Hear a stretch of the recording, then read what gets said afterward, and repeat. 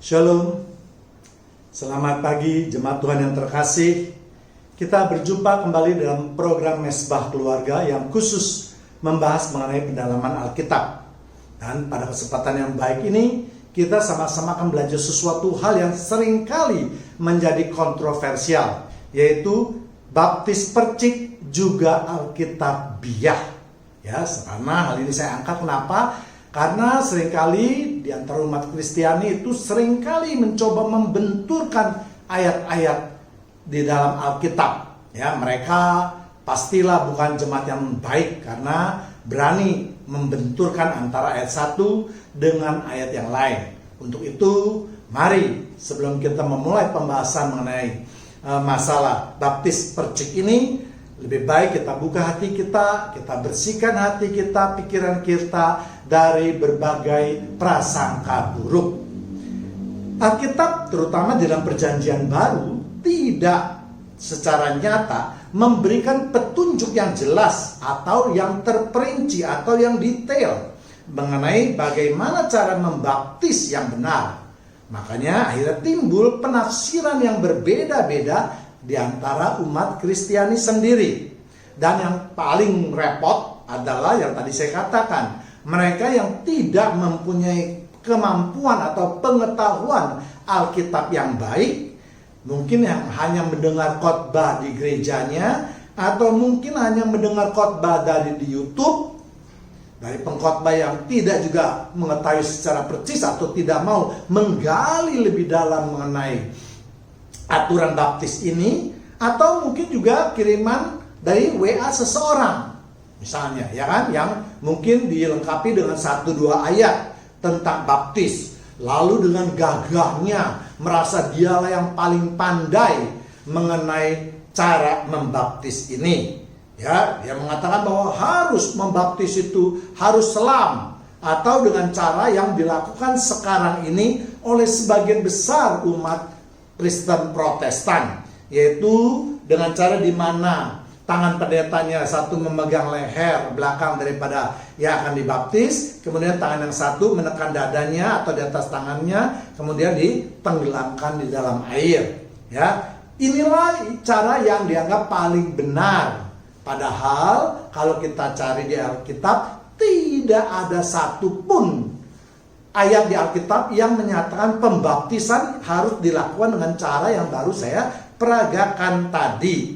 Jadi semua itu hanyalah penafsiran. Ya, sekali lagi, tidak ada ayat satupun yang menceritakan secara detail atau lengkap bagaimana membaptis dengan cara yang benar.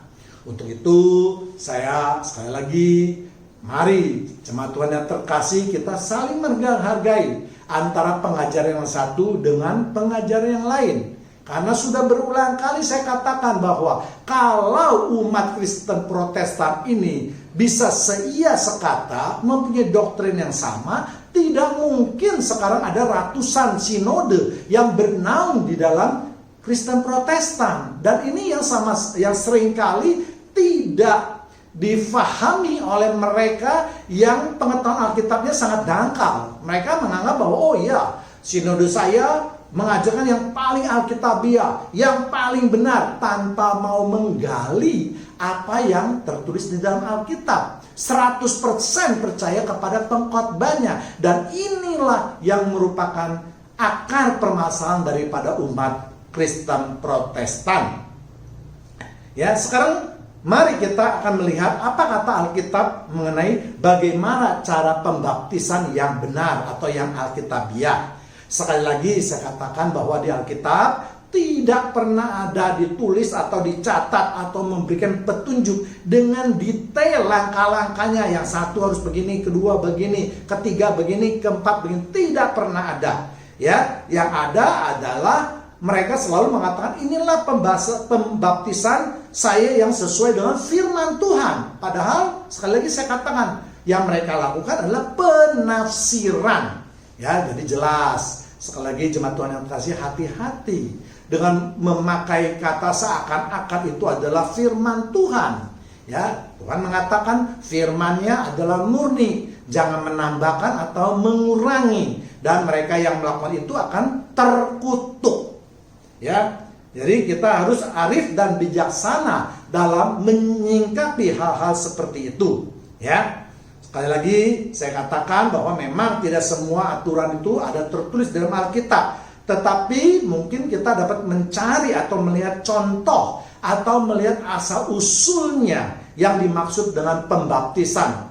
Bagaimana asal usul pembaptisan ini? Kita tentu akan melihatnya di dalam kitab Perjanjian Lama. Memang kita sudah hidup di dalam Perjanjian Baru, tetapi apabila di Perjanjian Baru itu tidak dijelaskan bagaimana seharusnya, maka kita harus melihatnya di Perjanjian Lama. Tidak boleh seorang pun manusia yang menafsirkan menurut pikiran manusia itu sendiri. Ya, dengan melihat di dalam Perjanjian Lama itu berarti kita melihat apa kehendak Tuhan, bukan kehendak manusia. Ya, jadi jelas ya, jemaat Tuhan yang terkasih, bahwa semua apa yang tidak dinyatakan secara gamblang di dalam Perjanjian Baru harus kita tarik, kita lihat di dalam Perjanjian Lama. Ya, dan yang paling penting satu dari pembaptisan itu adalah kita dibersihkan dari dosa-dosa lama kita, sehingga kita menjadi manusia yang baru. Ini merupakan esensi dari pembaptisan, dan nanti kita akan bahas apa itu atau di mana esensi itu akan terjadi.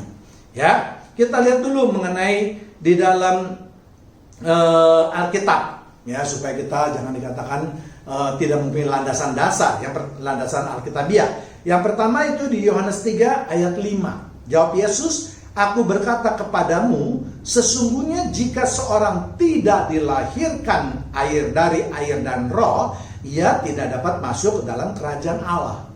Jadi tujuan pembaptisan bukan prosedurnya atau tahapannya yang sering dibicarakan banyak orang, yang sering dipertentangkan banyak orang. Tetapi esensi atau sifat utama yang menjadi dasar, yang menjadi landasan itu adalah kita akan atau kita dapat masuk dalam kerajaan Allah. Tujuannya itu.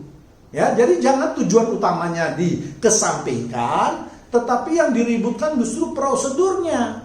Nah, mereka yang menjadi pertanyaan, mereka yang sering meniup atau menghembuskan problem ini atau pertentangan di antara umat Kristen ini, sudahkah melakukan apa yang dikehendaki oleh Tuhan supaya kalian itu bisa masuk ke dalam kerajaan Allah? Ini yang penting, ya. Kemudian kita lihat juga di Kolose 3 ayat 9 sampai 10. "Jangan lagi kamu saling mendustai, karena kamu telah menanggalkan manusia lama serta kelakuannya." Ya, menanggalkan manusia lama serta kelakuannya. 10, "Dan telah mengenakan manusia baru yang terus-menerus diperbaharui untuk memperoleh pengetahuan yang benar menurut gambar kaliknya." Jadi sekali lagi esensi daripada pembaptisan adalah ikut ambil bagian dalam kerajaan Allah. Bagaimana caranya? Yaitu dengan menanggalkan kehidupan kita yang lama, serta kita hidup di dalam manusia yang baru. Ya. Jadi kalau kalian terus mempertentangkan mengenai prosedur daripada pembaptisan, jelas kalian tidak melakukan firman ini. Ya kan? Kalian hanya berdebat kusir saja. Ya, bahkan mungkin kalian menjadi lebih buruk daripada sebelum dibaptis, karena sebelum dibaptis mungkin kalian tidak mempersoalkan bagaimana cara permandian atau pembaptisan. Tapi setelah Anda mendalami belajar, yang saya anggap pendalaman ini juga tidak benar arahnya, lalu seakan-akan Anda udah merasa yang paling hebat, yang paling pintar, sehingga akan mendebat semua orang-orang yang tidak sependapat dengan Anda.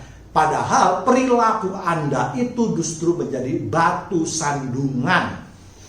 Nah, jangan ada pertanyaan, apakah dengan menjadi batu sandungan Anda sudah memperbaharui perilaku Anda, sudah menjadi manusia yang baru? Ya, ini yang menjadi pertanyaan, ya. Kemudian kita juga akan melihat apa yang difirmankan Tuhan dan melihat asal usul dari pembaptisan. Kata baptis dalam bahasa Ibraninya memang berasal yaitu tefilah, yang berarti pembenaman. Ya, memang dibenamkan atau sesuatu yang dicelupkan kemudian diangkat lagi. Nanti kita akan lihat juga dari bahasa lainnya.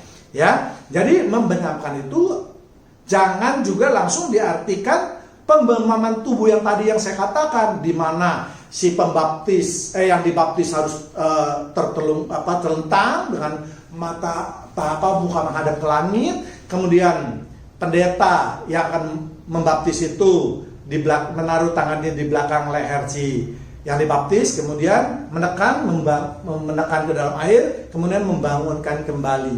Jangan juga diartikan seperti itu, karena baptis itu berarti satu, membenamkan.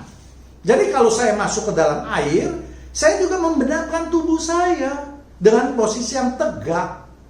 Ya, jadi jangan langsung berasosiasi. Kalau Anda mau menafsirkan seperti apa yang Anda mau lakukan, silakan. Saya tidak menyalahkan, tetapi jangan juga menyalahkan orang yang membaptis dengan cara tegak. Ya, karena sama-sama artinya dibenamkan ya ada. Nanti kita akan masuk lebih dalam lagi, kita lihat posisi mana yang paling benar. Ya. Jadi sebelum kita membahas, kita harus tahu dulu kalimatnya memang membenamkan. Lalu orang banyaknya itu membenamkan artinya ya udah, ini kan dibenamkan. Sedangkan kalau saya berdiri, saya duduk, saya tidur ini tidak membenamkan. Cari dulu kalimatnya di dalam bahasa Indonesia, ya. Kemudian kita lihat lebih jauh lagi mengenai asal-usul pembaptisan. Ya, dan itu dimulai pada zaman Musa.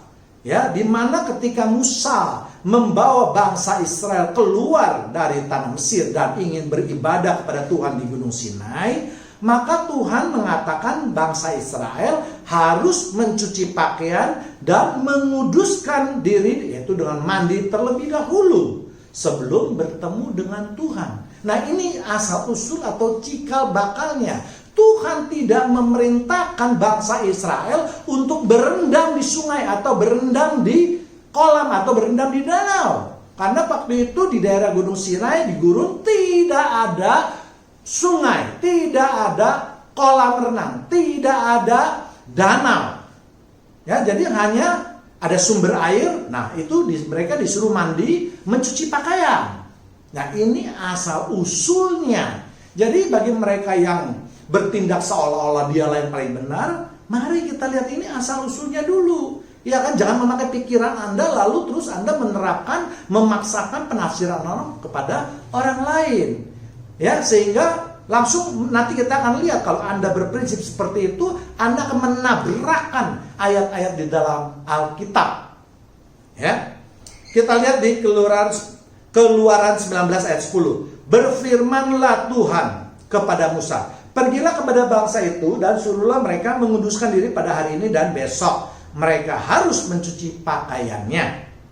Jadi tujuan atau maksud daripada Tuhan, itu kita tahu bahwa bangsa Mesir yang sudah jalan begitu jauh selama berbulan-bulan, itu mereka kan memang tidak, kita dikatakan tidak mandi, tapi kalau 2-3 hari aja jalan aja, itu pasti badannya bau keringat, bau matahari, ya kan? Nah, makanya Tuhan mengatakan kalau ingin menghadap kepada Tuhan, maka itu semua harus dibersihkan terlebih dahulu, ya, baru mereka boleh menghadap kepada Tuhan. Bahkan waktu itu Tuhan juga menitipkan bahwa laki-laki tidak boleh bersetubuh dengan perempuan walaupun istrinya. Kita lihat di Keluaran 19 ayat 15. Maka kata Musa kepada bangsa itu, bersiaplah menjelang hari yang ketiga dan janganlah kamu bersetubuh dengan perempuan.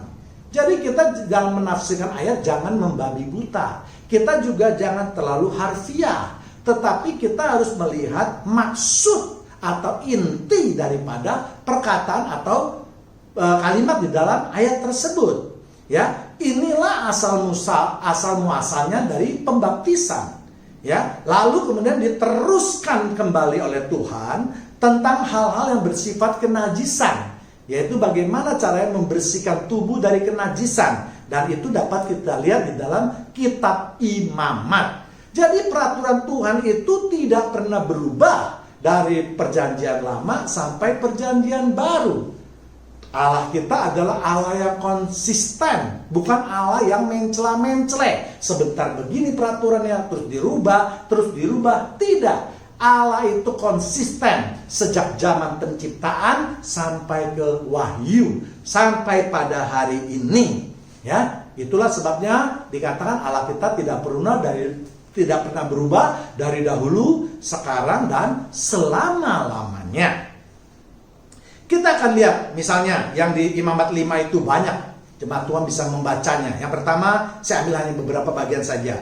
Terkena bangkai hewan yang najis. Di Imamat 7 ayat 21.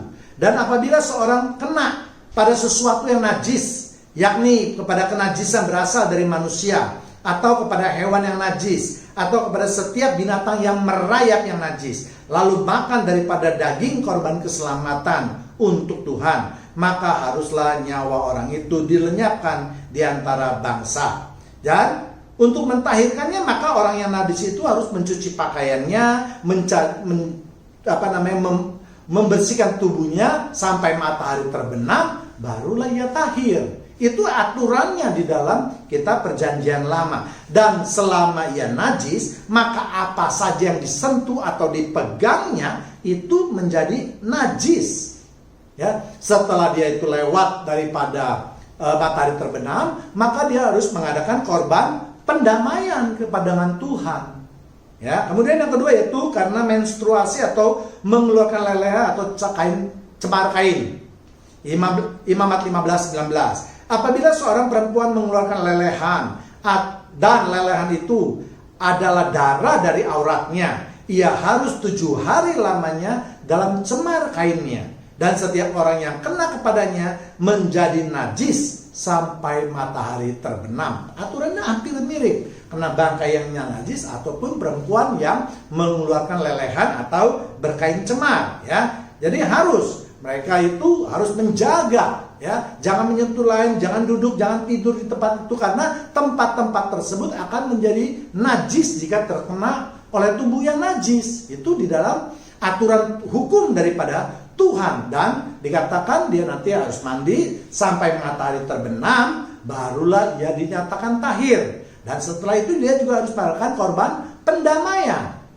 Ya, kemudian yang ketiga, karena perempuan yang melahirkan laki-laki atau perempuan. Kita lihat di Imamat 12 ayat 2. Katakanlah kepada orang Israel, apabila seorang perempuan bersalin dan melahirkan anak laki-laki, maka najislah ia selama 7 hari, sama seperti hari-hari ia bercemar kain ketika ia najis. Ya, sama. Kemudian kita lihat di Imamat 12:5. Tetapi jikalau ia melahirkan seorang anak perempuan, maka najislah ia selama 2 minggu. Kalau tadi dia melahirkan anak laki-laki selama 7 hari, kalau melahirkan anak perempuan selama 2 minggu. Sama seperti pada waktu ia bercemar kain. Selanjutnya 66 hari lamanya ia harus tinggal menantikan pentahiran dari darah nifas.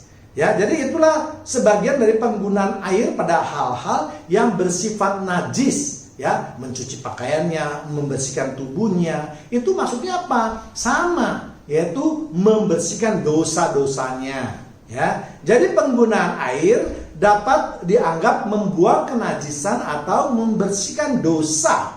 Ya, pada waktu itu, karena ini firman Tuhan. Tapi kalau dia tidak mengikuti aturannya, itu tidak berlaku. Ya, jadi misalnya kalau ada seorang perempuan yang mengeluarkan darah, dia langsung mandi, itu langsung harus korban bakaran, dia dianggap tahir. Tidak, harus ada aturannya. Dia harus tunggu dulu sampai matahari terbenam, 7 hari lama dia harus menunggu, dan seterusnya dan seterusnya. Ini aturan yang sudah ditetapkan oleh Tuhan. Ya. Kemudian kita lihat lagi, demikian juga kalau kita mandi misalnya dalam suatu. Jadi tadi dikatakan bahwa di dalam pembersihan daripada kenajisan atau dosa itu diperlukan air yang mengalir, ya kan? Seperti kalau kita mandi, ya, air dikucurkan dari kepala turun ke bawah, ya, atau mandi di sungai misalnya, ya, di mana air mengalir, ya. Ya, jadi kita juga lihat di dalam kitab Perjanjian Lama, ketika darah dicurahkan, maka harus dibenamkan atau dibuang di sungai air yang mengalir. Ya, itu maksudnya apa? Supaya darah itu terbawa atau kenajisan itu terbawa, ya. Ya, jadi tidak bisa juga kalau misalnya membersihkan pakaian, mencuci di suatu wadah tanpa membilas-bilas, ya itu tidak akan bersih kan. Kalau kita mencuci pakaian di dalam suatu wadah, tidak diganti airnya, terus-menerus dipakai air yang sama dengan wadah tersebut, tentu pakaiannya tidak akan bersih. Mandi juga demikian, ya. Jadi tujuannya kita harus mengerti, ya. Jangan hanya harfiah saja kemudian kita ambil. Kemudian kita lihat juga di dalam perjanjian lama, yaitu mengenai pentahiran dan peristiwa Naaman. Ya, Naaman yang dikatakan mempunyai penyakit kusta datang kepada Nabi Elisa, ya, dengan harapan supaya Nabi Elisa mau berdoa atau menumpangkan tangannya supaya Naaman bisa sembuh. Tapi apa yang dilakukan oleh Nabi Elisa? Dia hanya menyuruh Naaman untuk mandi, bukan berendam, bukan membenamkan tubuhnya, disuruh mandi. Kita lihat dalam 2 Raja-Raja 5 ayat 10. Elisa menyuruh seorang suruhannya kepadanya mengatakan, pergilah mandi 7 kali dalam sungai Yordan, maka tubuhmu akan pulih kembali sehingga engkau menjadi tahir. Jadi ada orang yang mempergunakan atau memakai, lihat, kita harus lihat di sungai, buktinya Naaman di sungai, Yesus juga di sungai, Yohanes juga di sungai Yordan. Jelas ini keliru besar, nanti akan saya bahas, ya. Jadi Elisa menyuruh Naaman mandi. Mandi itu tidak harus membenamkan atau mencelentangkan tubuh demikian. Mandi bisa juga dengan posisi tegak jongkok kemudian masuk ke dalam air, itu juga disebut dengan mandi. Atau mandi juga bisa airnya mungkin sepinggang, kemudian kita menciprat-cipratkan air ke tubuh kita, ya kan?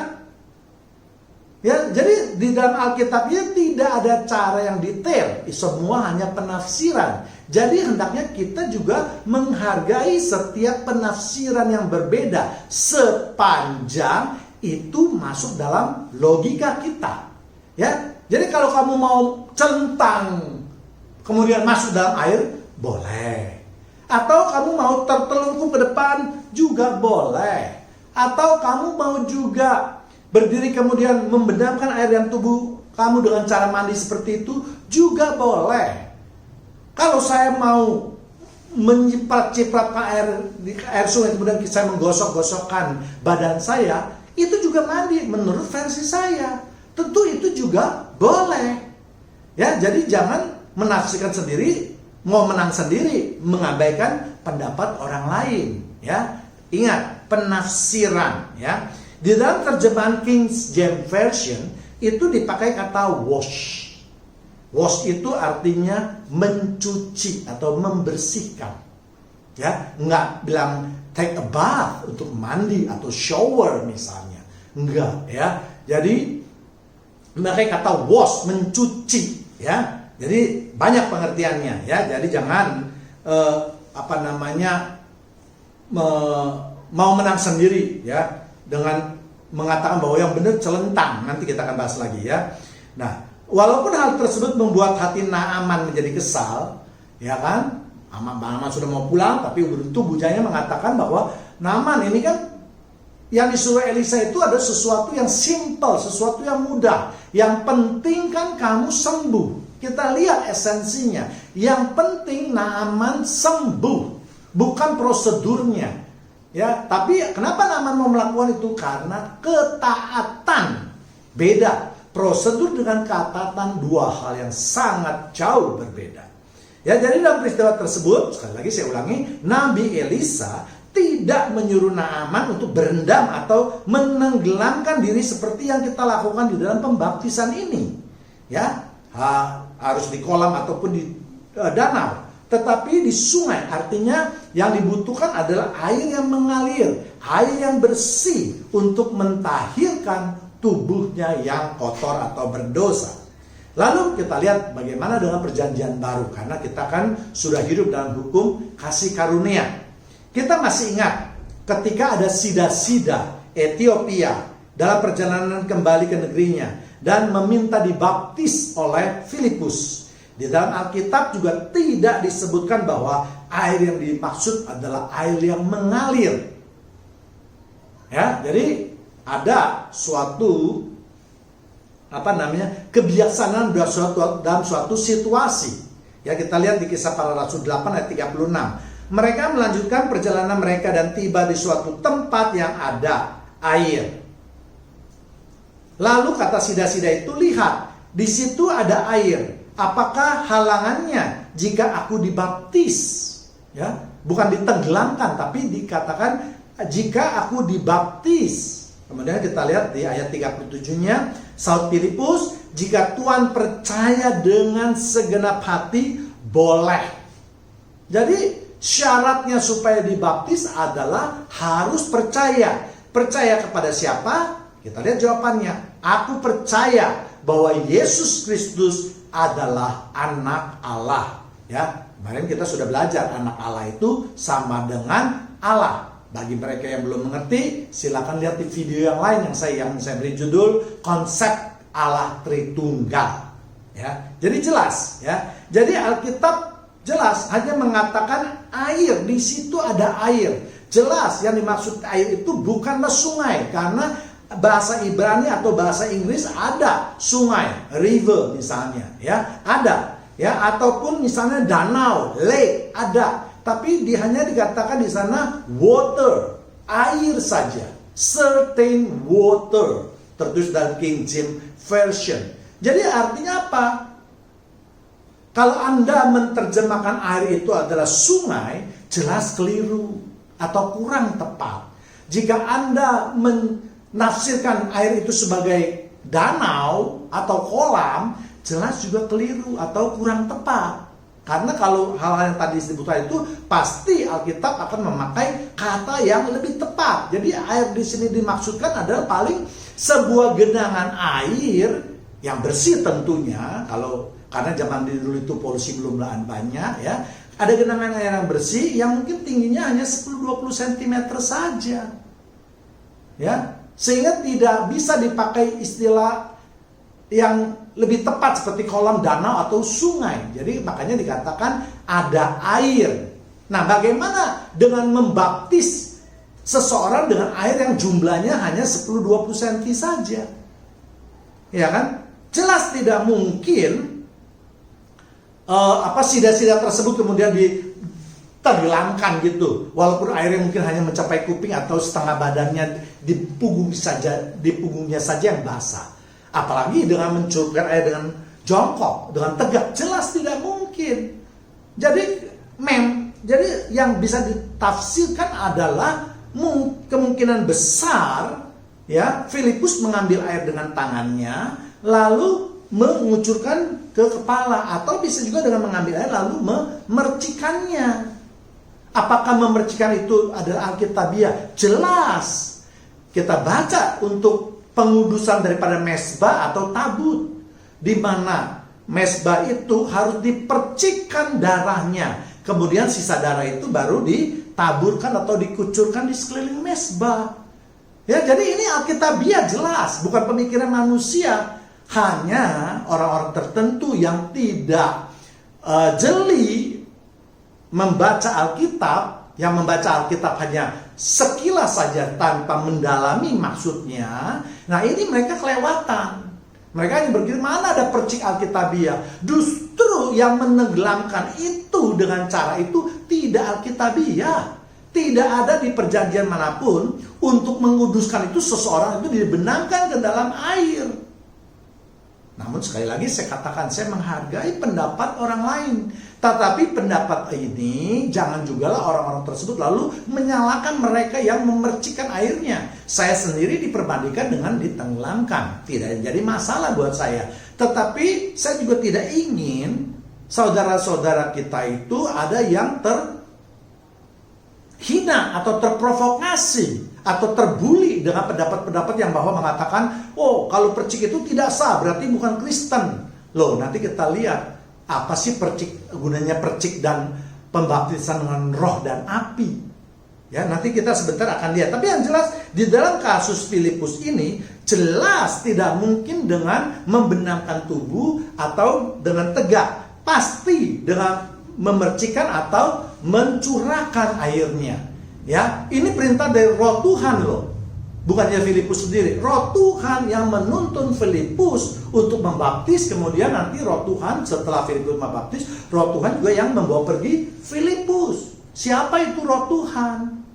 Adalah Theophany, artinya Tuhan yang berubah menjadi Roh atau Roh Kudus. Tuhan Roh Kudus, sama semuanya itu. Karena kita mempunyai konsep anak Tritunggal yang kita terima. Ya, jadi sekali lagi mengerti ya jemaat Tuhan yang terkasih. Jadi bagi mereka yang juga memercikan air ini jelas Alkitabiah, ya, karena untuk menguduskan mezbah ataupun menguduskan tabut perjanjian itu bisa dengan cara memercikan darahnya ke 4 sudutnya dan kemudian mencurahkan sisanya darahnya ke sekeliling mezbah. Ya, itu Alkitabiah. Ya, bahkan kalau kita boleh bandingkan nanti, kelihatannya yang lebih baik adalah yang dipercikan. Nanti kita akan lihat sebentar lagi. Jadi sekali lagi, marilah di dalam membaca Alkitab kita harus minta hikmat daripada Tuhan. Jangan memakai pikiran sendiri, memakai analogika sendiri, kemudian menghantam ayat-ayat yang lain. Jelas ini tidak boleh, ya. Jadi jelas Alkitab atau firman Tuhan mengatakan bahwa yang terpenting kita adalah percaya tadi. Jadi kalau tadi sida-sida itu mengatakan dia tidak percaya, tidak akan dibaptis. Dia percaya, yang baru boleh dibaptis. Jadi yang paling penting apa sebenarnya? Baptisan atau percaya? Ya, jelas kita harus percaya terlebih dahulu. Nah, buktinya atau sarananya untuk menyatakan kita percaya yaitu dengan cara kita menerima baptisan, ya. Jelas ya. Kemudian hal ini dapat juga kita lihat Yesus ketika menyembuhkan orang buta misalnya, di mana Yesus meludah di tanah, kemudian mengaduk-aduk ludah dengan tanahnya, kemudian menempelkan kepada matanya. Kemudian orang yang buta tersebut disuruh pergi ke kolam Siloam. Ya, Yesus juga, kita lihat dulu ayatnya, Yohanes 9 ayat 7. Dan berkata kepadanya, pergilah, basuhlah, tidak rendamlah. Ya, basuhlah dirimu dalam kolam Siloam. Siloam artinya yang diutus. Maka pergilah orang itu, ia membasuh dirinya lalu kembali dengan mata yang sudah melek. Arti daripada membasuh artinya mencuci atau membersihkan dengan air. Ya. Jadi kembali lagi pada intinya, bukan kepada caranya. Orang buta tersebut dapat melihat bukan karena dia membasuh mukanya semata-mata. Karena kalau hanya membasuh saja, dia setiap hari waktu mandi juga dia akan membasuh mukanya, berarti juga membasuh matanya. Tetapi orang buta ini dapat tahir atau dapat melihat karena dia taat dan percaya kepada Yesus. Percaya saja juga tidak cukup kalau tidak melaksanakannya. Karena iman tanpa perbuatan adalah mati. Jadi ada dua yang harus dilakukan dan ini tidak bisa dipisahkan. Yang satu percaya, kemudian juga melakukan perbuatan. Yang satu percaya kepada Yesus, kemudian menerima baptisan. Ya, nanti kita akan lihat baptisan yang bagaimana yang benar menurut Tuhan. Kalau kita perhatikan cerita tersebut di mana ada seorang buta dengan pekerjaan sebagai pengemis yang biasa duduk di depan bait Allah, lalu murid-murid Yesus bertanya kepada Yesus, dosa siapakah orang ini sehingga dia menjadi buta? Namun Yesus menjawab itu bukan dosa siapapun, tetapi ada pekerjaan Allah yang harus dinyatakan. Ya, jadi walaupun Yesus tidak secara tegas menolak bahwa penyebab buta tersebut adalah dosa, tetapi bisa ditafsirkan bahwa ada sesuatu yang harus dibersihkan di dalam mata atau tubuh orang tersebut. Yesus tidak menyuruh orang tersebut pergi ke sungai Yordan, tetapi Yesus menyuruh dia pergi ke kolam Siloam, kolam yang terdekat dengan dia. Jadi sekali lagi jelas, Yesus pun di dalam membersihkan dosa itu tidak terikat pada tempat dan kondisi suatu keadaan. Nah, ini harus menjadi pegangan kita juga, ya. Yes, tadi katanya Yesus ketika dibaptis di Sungai Yordan. Sekarang juga Yesus menyuruh orang ke Siloam, itu kenapa? Karena praktis, ya. Karena kondisi keadaan, ya. Kalau Yesus kekeh mempertahankan harus pergi ke Sungai Yordan, mungkin si buta tidak akan sampai ke Sungai Yordan. Karena dia jelas tidak mempunyai kemampuan. Dia harus dituntun. Ya, kalau ada yang nuntun. Kalau tidak ada, maka dia tidak akan sembuh. Jadi kesembuhan itu, pembersihan dosa itu, janganlah membuat prosedur yang ribet, yang susah, tapi dijalankan dengan praktis, dengan suasana apa adanya. Dan inilah yang dikehendaki oleh Yesus. Bukankah Yesus juga mengajarkan kasih? Ya, kalau Yesus mau menyembuhkan orang tetapi dengan mempersulit orang itu untuk mencapai tujuannya, ini bukan kasih namanya. Ya, jadi sekali lagi yang dipentingkan oleh Yesus itu bukan hanya prosedural saja, tetapi juga mengingat tempat dan kondisi suatu keadaan. Ini juga harus menjadi bahan pertimbangan. Ya, demikian juga saya katakan di kolam Bethesda, di mana Yesus juga menyembuhkan orang yang tidak bisa berjalan sudah 30 tahun. Yesus menyembuhkannya juga tidak menyuruh dia itu ke kolam tersebut, tetapi praktis. Yesus hanya menyembuhkannya, bertanya, maukah engkau sembuh? Mau, langsung disembuhkan. Ya, Yesus juga tidak menunggu prosedural. Tunggu kolam Bethesda itu sampai dia bergejolak. Kemudian mungkin Yesus dengan sekuatnya melemparkan orang tersebut. Tidak. Ya, lagi prosedural jangan mengganggu maksud utamanya atau inti utamanya. Inti utamanya adalah masuk dalam kerajaan Allah. Keselamatan, ini inti daripada permandian, bukan prosedural. Ya, berulang-ulang saya tekankan hal ini. Ya. Kita lihat di Yohanes 5:14 tadi. Kemudian Yesus bertemu dengan dia di dalam bait Allah lalu berkata kepadanya, engkau telah sembuh, jangan berbuat dosa lagi, supaya padamu jangan terjadi hal yang lebih buruk. Jadi orang yang lumpuh tadi juga disebabkan oleh apa? Karena dosa. Ya, karena dosa kemudian tidak harus Yesus menyuruh orang terus masuk dalam kolam, tetapi Yesus bisa menyembuhkannya. Ya, jadi dalam prosedural lagi, ya. Jadi saya ulangi lagi, jadi jelas bahwa Yesus juga ketika itu menyembuhkan orang dari berdosa, artinya membersihkan dosa itu, ya. Kemudian kita lihat sekarang bagaimana keadaan Yesus ketika dibaptis. Markus 1 ayat 9. Lalu datanglah kepadanya orang-orang dari seluruh daerah Yudea dan semua penduduk Yerusalem, dan sambil mengaku dosanya mereka dibaptis di Sungai Yordan. 10. Pada saat ia keluar dari air, ia melihat langit terkoyak dan roh seperti burung merpati turun ke atasnya. Jadi yang ingin dibaptis oleh Yohanes Pembaptis ini banyak orangnya. Ya, dan kebetulan memang Sungai Yordan dekat di Yerusalem, sehingga adalah suatu keadaan yang mudah daripada mencari kolam jauh-jauh. Misalnya mereka harus pergi ke kolam Bethesda atau Siloam misalnya, kemudian karena jumlahnya orang yang banyak tidak mencukupi kolam tersebut atau mengganggu aktivitas di kolam tersebut. Ya, karena kita tahu di kolam Siloam maupun di kolam Bethesda itu banyak aktivitas, apalagi di kolam Bethesda itu penuh dengan orang-orang yang mempunyai berbagai penyakit, sedangkan di Sungai Yordan itu kosong. Ya, jadi hanya suatu kepraktisan saja, tidak ada keharusan di Sungai Yordan. Ya, nah makanya semua orang itu datang ke Sungai Yordan, sehingga Yohanes Pembaptis juga menetapkan tempat tersebut sebagai tempat baptis. Kalau Yohanes berpindah-pindah, nanti orang yang mau dibaptis itu mengalami kesulitan atau kesukaran. Kembali lagi yang tadi dikatakan bahwa pembaptisan itu tidak boleh mengganggu orang yang ingin mencari keselamatan. Orang yang percaya kepada Yesus itu tidak boleh diganggu. Ya, jadi jangan dibalik, jangan karena orang itu harus dibaptis di Sungai Yordan bagaimanapun juga caranya atau situasinya. Lihat saja, Yohanes Pembaptis juga membaptis di Sungai Yordan. Yesus juga di sana. Tidak. Yesus mau dibaptis di sana bukan karena Yesus begitu, tapi karena kebiasaan dari Yohanes Pembaptis.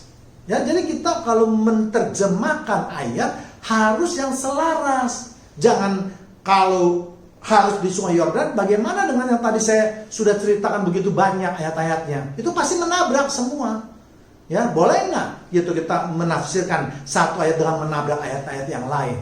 Ya, jadi kalau penafsiran itu kurang tepat, penafsiran lain itu harus dicari sehingga ada keselarasan tanpa menabrak antara ayat satu dengan ayat yang lain.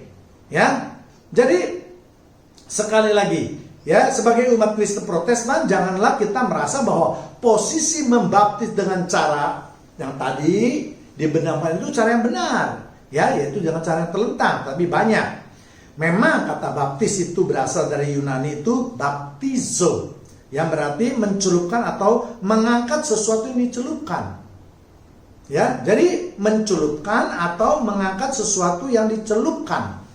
Memang, ya, tadi dalam bahasa Ibrani, karena tadi memang di dalam perjanjian lama ditulis dalam bahasa Ibrani, perjanjian baru kebanyakan ditulis dalam bahasa Yunani. Jadi kita lebih memperhatikan kata baptizo ini, mencelupkan atau mengangkat sesuatu yang dicelupkan. Jadi kalau saya ada air, saya masukin ke kaki saya satu, itu disebut mencelupkan bukan?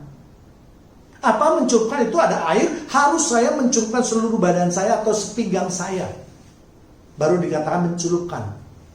Ya, jadi harus kita cari kata yang tepat. Mencelupkan itu artinya kalau ada air di samping saya ini, masuk kaki saya dua-duanya, berarti saya sudah mencelupkan kaki saya. Ya, mencelupkan itu namanya. Jadi jangan mencelupkan itu harus sedada, misalnya, baru namanya mencelupkan. Sedangkan kalau saya memasukkan air ke dalam kaki, saya bukan mencelupkan. Kalau gitu apa namanya kalau bukan mencelupkan?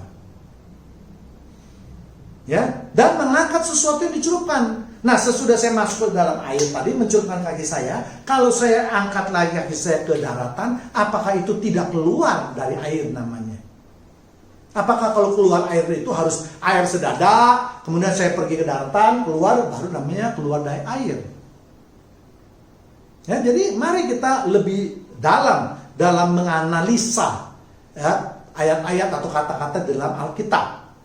Ya, jadi yang pertama tadi saya sudah katakan, peristiwa Sidan dibaptis oleh Filipus, jelas, ya, walaupun dikatakan membaptis atau baptiso, itu dia hanya mencelupkan kakinya di air saja, kemudian dipercikkan atau dicurahkan, kemudian ditumpangkan tangannya, didoakan oleh Filipus, kemudian keluar lagi dari air menuju darat, selesai pembaptisan. Ya, jadi ini jelas Alkitabiah. Ya, apalagi yang tadi saya katakan bahwa mencurahkan atau memercikkan itu juga Alkitabiah, yaitu ketika menguduskan mesbah ataupun menguduskan tabut perjanjian.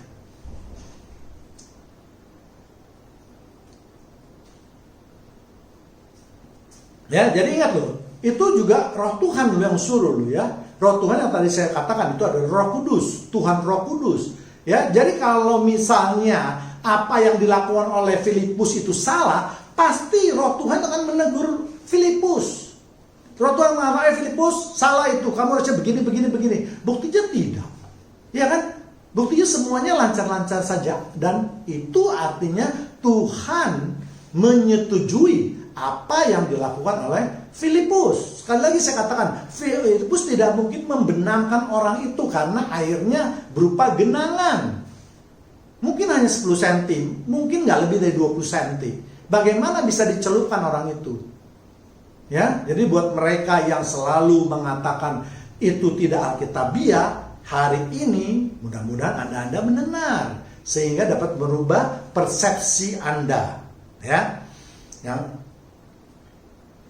kemudian kedua, mengenai peristiwa orang buta di Siloam maupun penyembuhan orang lumpuh di kolam Bethesda, ya.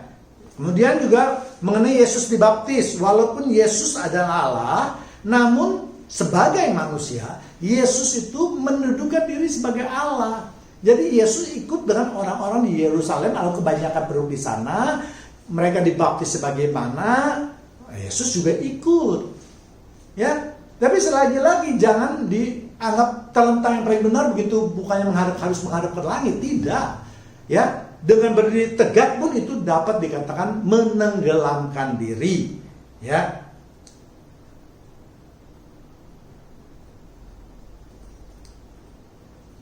Kemudian kita lihat banyak sekali orang yang mempertentangkan hal itu sehingga pendapat tersebut menjadi liar. Ya, yang satu orang mengatakan bahwa itu pembaptis dengan mencurahkan atau memercikan itu tidak sah, tidak alkitabiah. Hari ini saya buktikan itu alkitabiah. Nah, dari pihak sana yang diserang sekarang malah menyerang lagi. Kamu mencelupkan orang yang dibaptis, apalagi kalau pakai putih-putih, maaf, terutama bagi wanita, setelah dicelupkan, bagaimana itu? Sekali lagi maaf, kelihatan kan underwear-nya kan, apalagi kalau dia memakai baju atau underwear yang tidak warna putih. Kemudian bentuk tubuhnya pun kelihatan. Apakah ini alkitabiah? Ya jelas ini mengganggu. Karena firman Tuhan mengatakan bahwa perempuan dilarang mempertontonkan auratnya. Ataupun jangan sampai ada laki-laki yang melihat kemudian di pikirannya ingin memilikinya. Ya, nah mungkin jemaat Tuhan mengatakan, wah itu kan tergantung otaknya masing-masing, Pak. Iya, tetapi gangguan itu juga tidak boleh dilakukan. Iya kan? Ya, kalau banyak sekali wanita yang dipermandikan dengan bahasa kuyup seperti itu, bentuk tubuhnya kelihatan, underwear-nya kelihatan.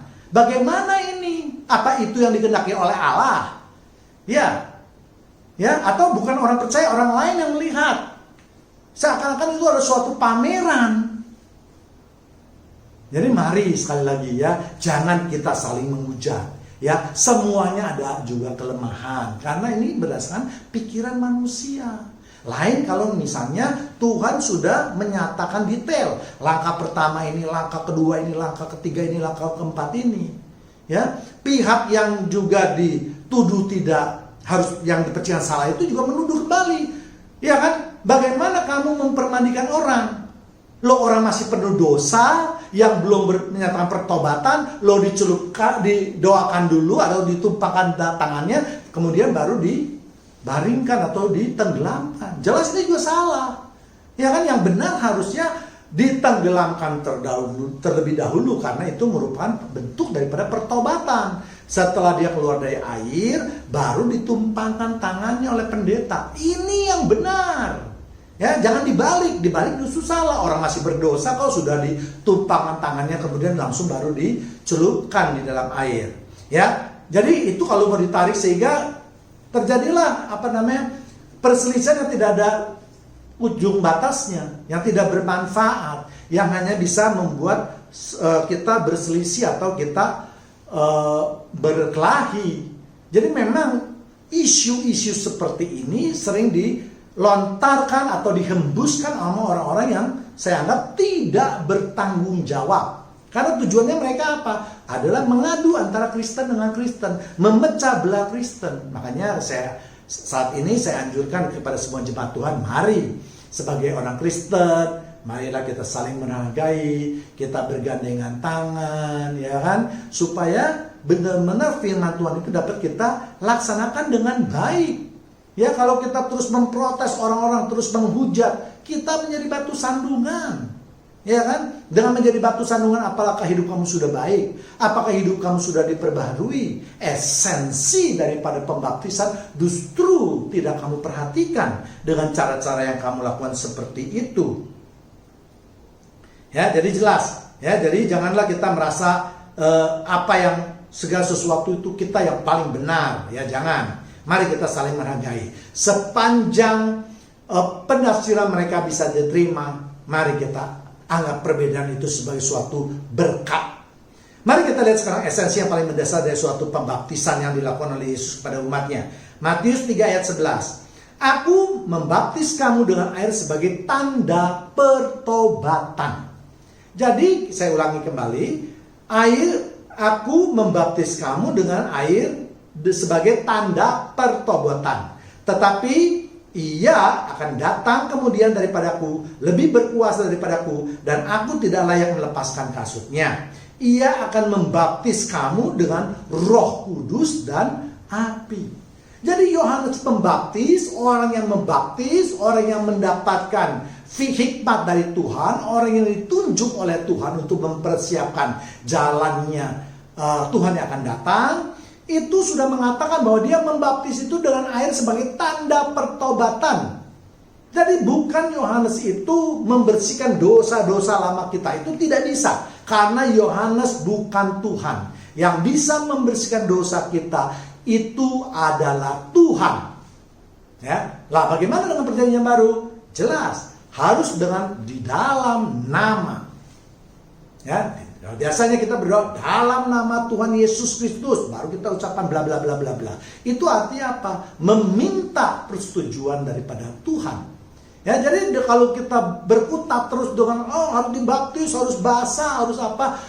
Tidak ada gunanya membaptis itu dengan cara mempermasalahan prosedurnya. Karena membasuh air itu dikatakan sebagai tanda pertobatan. Orang mau bertobat tidak ada apa-apanya, baru sebagai permulaan saja, ya. Sedangkan ia membaptis kamu dengan Roh Kudus dan api. Yesus akan membaptis kita dengan Roh Kudus dan air. Yesus tidak mempergunakan air untuk membaptis. Nanti kita akan lihat ayatnya ada. Dan ayat ini sudah jelas juga menyatakan bahwa ia akan membaptis kamu dengan Roh Kudus dan dengan api. Jadi kalau kita permasalahkan air itu direndam atau diapakan, itu sebenarnya tidak ada bermanfaat sama sekali. Yang penting adalah Yesus sudah menyatakan, Tuhan sudah menyatakan membaptis itu jauh lebih penting adalah dengan Roh Kudus dan api. Kalau gitu membaptis air gak berguna dong Pak. Bukan tidak berguna, itu hanya sebagai tanda pertobatan. Ya. Jadi Alkitab sendiri sudah menyatakan bahwa itu sebagai tanda pertobatan dan bukan penghapusan dosa. Jadi orang yang mau dibaptis dengan selam itu hanya tanda bahwa ia ingin bertobat. Dan nanti kalau mereka menerima baptis dari Yesus, atau sekarang yang biasakan dipergunakan kata aku membaptis kamu dalam nama Bapa, Anak, dan Roh Kudus, nah barulah dosa-dosa itu bisa dihapuskan.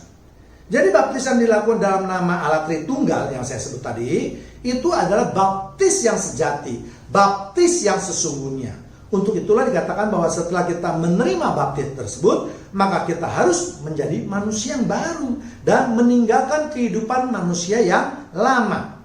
Ya, perhatikan tadi kata-kata yang saya katakan.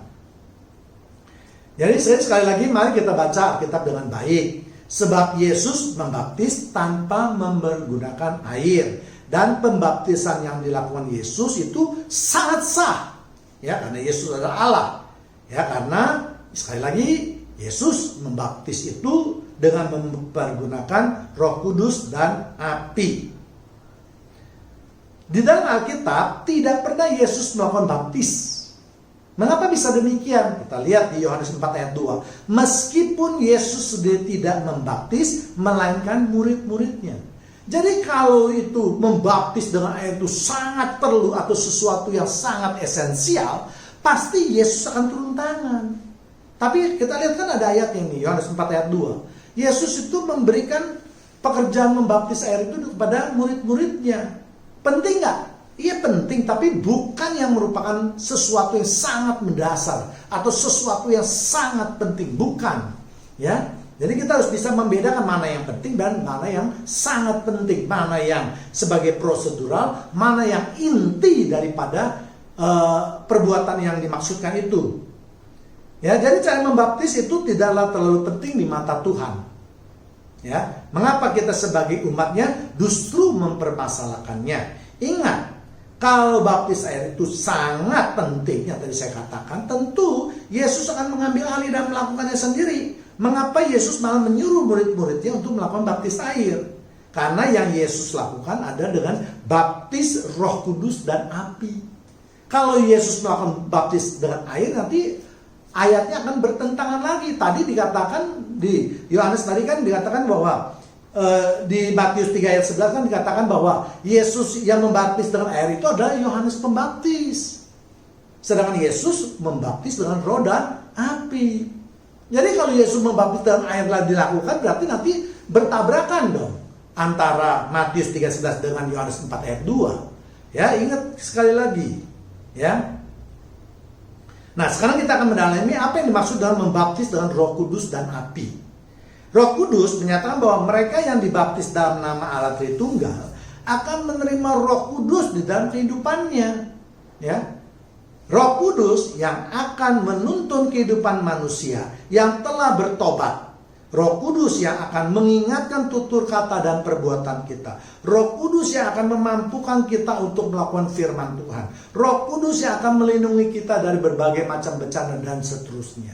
Jadi setelah kita menerima Roh Kudus tadi, maka kita bisa melakukan firman Tuhan. Kita mampu atau dimampukan. Tanpa Roh Kudus tidak akan mampu kita berbuat apa-apa. Yesus sudah mengatakan dialah pokok anggur, kita carangnya. Tanpa pokok anggur carang tidak bisa berbuah, ya, tidak dapat melakukan apa-apa, ya. Sedangkan api dikatakan akan membakar tubuh kita yang fana. Artinya apa? Artinya kita akan banyak mengalami kesengsaraan. Kenapa? Karena api itu akan membakar sebuah sifat-sifat keduniawian kita.